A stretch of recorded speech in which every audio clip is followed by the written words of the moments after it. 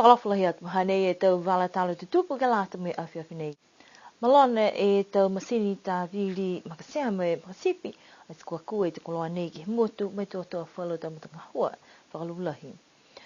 Ka mata whakangahua i he whahi whanonga e waewa, whalua te whakalanga le tōru, ke mahomo atu e tau tutuanga he tau pale tari whanonga he motu. Whakamaupāpua e tau whiua a stupe he te matakainanga whisi he motu, ne ko tau sea i ke whakilang mata i atu ke motu ko whisi hako i tau le kua hea wha ko Winston. Whakatu mau e matakau spoa ke hahoko mai ke lang mata i atu ai ke te whahi malolo seno he tau manu he motu. Kua malona whalu masini ne kua whakaonga i ke tāwiri aki e makasipi me makasea he motu, mo ka nāka i la himaha ke te koloa nei ke lāta mo i tau ngahua whakalula he motu. Kua kisia i ke he mga honei e tū hanghang ke lea ke tau puhala tū he motu, mua atu ke tau pala tū ke whahi toke lau. Kua lahe tuai, mo lea tuai e tau ngahua he tau awhi mamafa he whahi tāwiri maka, moa mai e whakamāmaanga mai he whahi ngahua ne ko pehe mai, kua whakatuai e moanga he makasea tanu hala ha kua whamalone tau masini ke whakapuke aki e tāwiri maka. Whakamāma mai whoki e tahe tau takitaki ngahua ko Andre Siohane, koe tau awhi mamafa he whahi ngahua.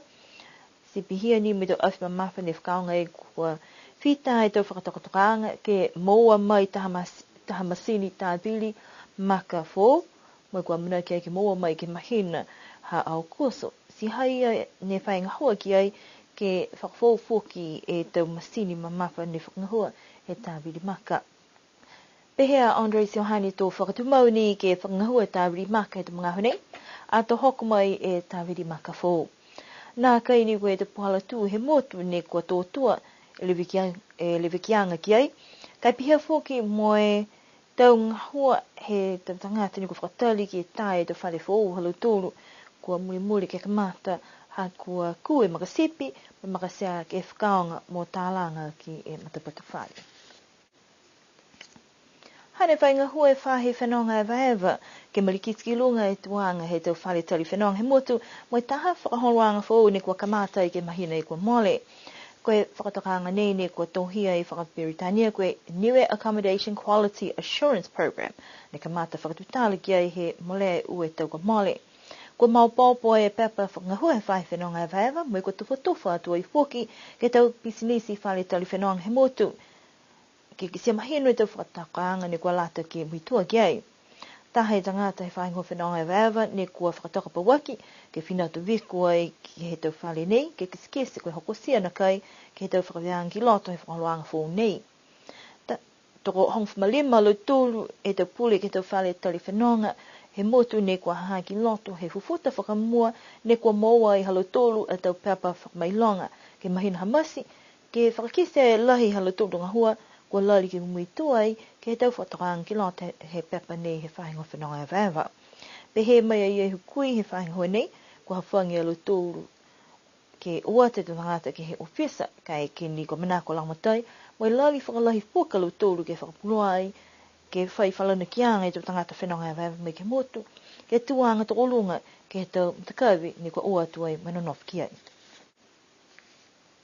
Kua whakakatoa toa tuai e tau whiua a sitope ke lata me motu ko whisi mo i kua lahi whakaue he tau matakainanga whisi he motu ha koe tau loto whakalofa he tau tangata a si kua lahi maha ke te tupi ni ko mō mai ke whakawhanua tuai ki whisi. Koe mga aho ne kua moa e ongo ke he malolo he matangia whako Winston ke mahina ha whipuali me hai e whoki te wala tala te tupu ko whakakese e lau lahi he malona mo i whakatuke he te mumui whoki he tau tangata kua manamana tuai e te matakinanga whisi motu ke kamata si tupe ke langmatai atu ke aluturu ia. Ko whanua e aluturu, ne kua nanof mai ke motu nei, mai whakatakatoka e te whiua tunge tau pinko, ko te whakaholoanga ke he lau taongo, te kuri tituri tupe mai whalu pahala whoki. Ka kua kisia whoki e whala tamtakau ne kua o mai ki lunga me tau se whoki halau tūru te whiua si tupe, tunga e tamtakau olu whapolo, matakau fua tā whapolo sea, ne kua mai ka tōru whoki ke langmatai atu ke tau asi tupi nei. Kua lafi au loa e tau tupi nei mo i kisia koe mole ua fumali me awhi tāla ne ku moa. Si talhau mai e takitaki am takau e tau whisi na nof mai inui ko Rambuka Randrole Lahi whakawe halu tūru ha koe tau loto whakalofa he tō tangata ki motu nei, si kua lai pihi e tupi ni ku moa, koe whakatoka anga he mga nei, ke fua ki atu e tupi lai nei, ke whakatufonu ke whai tapu nei. Kai nā kaila whai whakamōli anga ia mai he whakatufonu, koe whai tupi la whakilunga na kai, ka fua ki atu fuki, hane whai whakatala ngai alu tūru ke mga nei.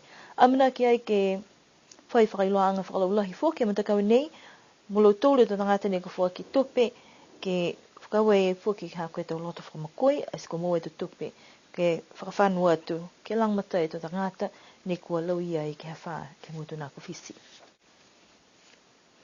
Kua hoko mai e matakau spoa ke he motu ko lo tūru ia ni kua leweki atu ai ke he te whahi malulu o seno he tau manu, moe ko mai ke ia lo tūru ke langmata i ke he tau manu he motu.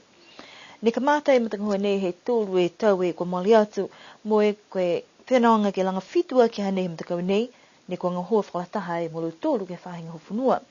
Toko hong fulu tau tangata lang matai, ne kua hohoko mai, mai kua o atu ai fōka lau tōru ke heuki o ki maha tapu e kua male, mai o atu fōki ke he tau pāpuaka he tau tangata he motu.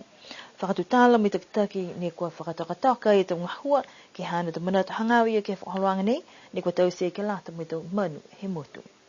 Tuko ni ki he tōru e tau kua mali ki tua, ni mai e matakau koe spora, koe South Pacific Animal Welfare, koe prokalama lau tōru e ni tausia ke Pacific, hangawe ke he whakahangamtaki ke tau mui he tau manu.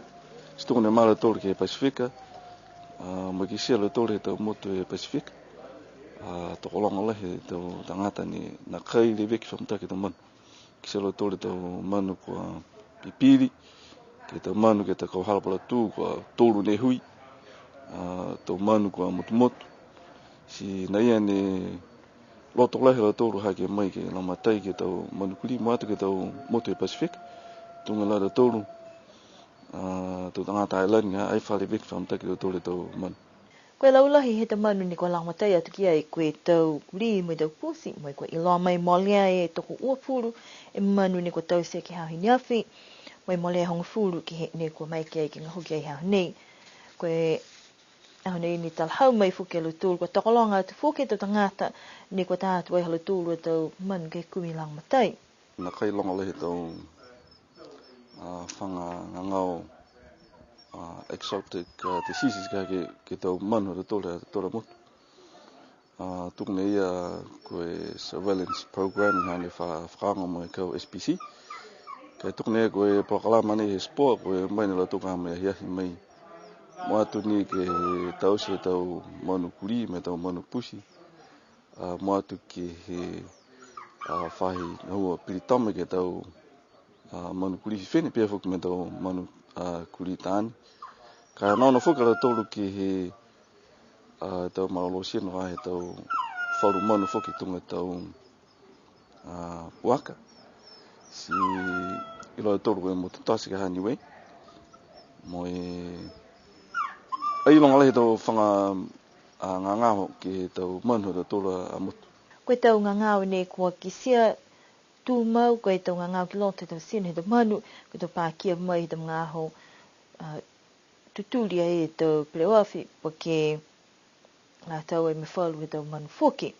Kua manake ai e matakau spoa, ki liu mai ke he motu, he mahina hao ke tapa, ki liu ke whakia e tau manu he motu, hai pia whoki mai ki sia koe mai ke nakai ke whakahanghang mitaki e tau malolo seno he tau manu.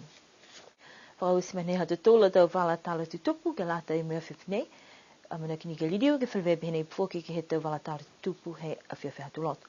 No nofwa, nene po, to liu ke whalwea.